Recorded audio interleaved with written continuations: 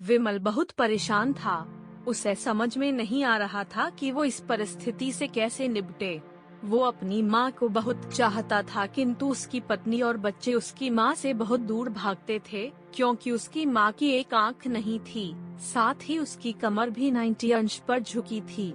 वैसे वह अपना काम सब खुद कर लेती है, किंतु फिर भी वो उसकी पत्नी और बच्चों के लिए हमेशा खटकती है। दादी, आप ऊपर के कमरे में जाओ, मेरे दोस्त आ रहे हैं, विमल के बेटे अखिल ने बड़े बेरुखी से कहा। पर बेटा, मैं तो यहाँ बहुत दूर बैठी हूँ, विमल की माँ ने बहुत प्यार से कहा। नहीं, आप उनके सामने मत रहो, वो मुझे चिढ़ाते हैं, अखिल ने जोर से डांटते हुए कहा। क्या हुआ अखिल, क्यों चिल्ला रहे हो? विमल की पत्नी कामनी ने किचन से ही आवाज लगाई। देखो न माँ, ये दादी यहीं ड्राइंग रूम में बैठी हैं और मेरे दोस्त आ रहे हैं, अखिल ने शिकायत भरे लहजे में कहा। माँ जी, आप ऊपर चली जाओ, क्यों हम लोगों को लजवाती हो, कामनी ने बेटे का पक्ष लेते हुए कहा। बेचारी सरस्वती चुपचाप उठकर जीने के सहारे ऊपर जाने लगी। कमर झुकी होने के कारण उन्हें ऊपर चढ़ने में बहुत परेशानी हो रही थी, किंतु वो पूरी ताकत से ऊपर के एक अकेले कोने वाले कमरे में जाकर बैठ गईं। विमल बाजू के कमरे से सब सुन रहा था। उसे कष्ट हो रहा था कि उसकी माँ को अपमानित होना पड़ रहा है, किंतु वो असहाय था। अगर वो कुछ कहता है तो पत्नी और बच्चे उसका विरोध करने लगते हैं। दूसरे उनके तर्क भी सही लगते हैं। चूंकि वो एक प्रशासनिक अधिकारी था, उसका सामाजिक स्तर बहुत ऊंचा था, उसकी ससुराल भी एक उच्च घराने में थी, वह चुपचाप इस तरह हर दिन अपनी माँ को अपमानित होते देखता रहता था। रात को विमल की पत्नी ने कहा, देखो जी, अब कुछ करो। कल कलेक्टर साहब की पत्नी आई थी, माँ जी अपनी देशी धुन धारा में उनसे मिली। मुझे बहुत शर्म आ रही थी बताते हुए कि ये मेरी सास हैं। मैंने कह दिया कि दूर की रिश्तेदार हैं, इलाज कराने आई हैं। विमल कोरोना आ गया, किंतु फिर भी वह चुप रहा। उसे समझ में नहीं आ रहा था कि वो क्या करे। अपने बेटे की मन स्थिति को सरस्वती अच्छी तरह से जानती थी और बेटे को कोई कष्ट न हो इसलिए वो हर बात को चुपचाप सह लेती थी। विमल बहुत उदास रहने लगा। एक तरफ परिवार और सामाजिक स्तर पर जीने की प्रतिबद्धता थी, तो दूसरी ओर माँ। आखिर माँ से अपने बेटे की हालत नहीं देखी गई। एक दिन उसने अपने बेटे से कहा, विमल, बहुत दिन हो गए हैं, मैं अपने गांव जाना चाहती हूँ, मुझे वहाँ पहुँचा दो, मेरा यहाँ मन नहीं ला रहा। किंतु माँ, वहाँ तो कोई नहीं है, तुम्हारी देखभाल कौन करेगा? विमल ने आश्चर्य से पूछा। अरे, सब गांव वाले तो हैं और वो तुम्हारे मामा जी तो उसी गांव में रहते हैं और फिर हम सारी व्यवस्थाएं कराएंगे ना। कामनी को तो जैसे मन की मुराद मिल गई हो। हाँ बेटा, बहू सही कह रही है, सरस्वती ने लंबी सांस लेते हुए कहा। विमल जानता था कि गांव में मां की देखभाल करने वाला कोई नहीं है, लेकिन अपनी पत्नी की जिद के कारण वह अपनी मां को गांव छोड़ने पर विवश हो गया। मां को गांव छोड़कर आते वक्त उसे रोना आ रहा था तथा अपनी बेबसी पर गुस्सा भी आ रहा था, किंतु परिवार, पत्नी और समाज ने उसके इन मनोभावों को दबा दिया और वो सुकून सा महसूस करने लगा। कुछ दिनों के बाद उसके चाचा, जो अमेरिका में रहते थे, आने वाले थे।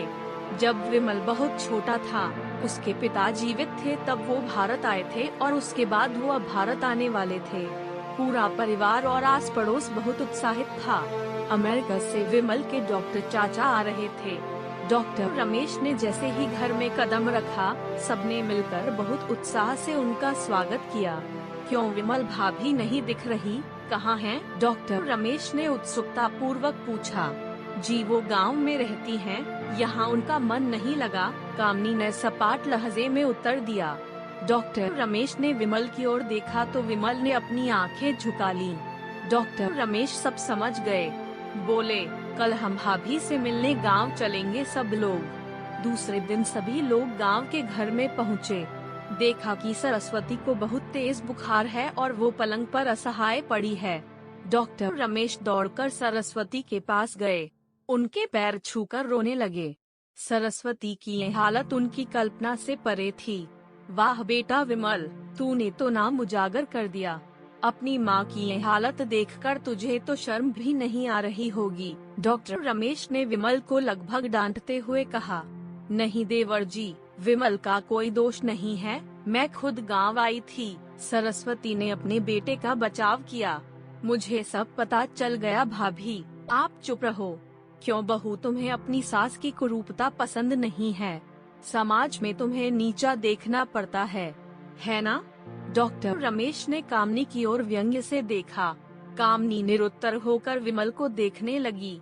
आज तुम जिस सामाजिक स्तर पर हो वो इन्हीं के संघर्षों की देन है। और बेटा विमल, तुम्हें शायद मालूम न हो कि बचपन में जब तुम 1 साल के थे तब छत से नीचे गिरने के कारण तुम्हारी एक आंख फूट गई थी और तुम्हारी रीढ़ की हड्डी में भी समस्या थी।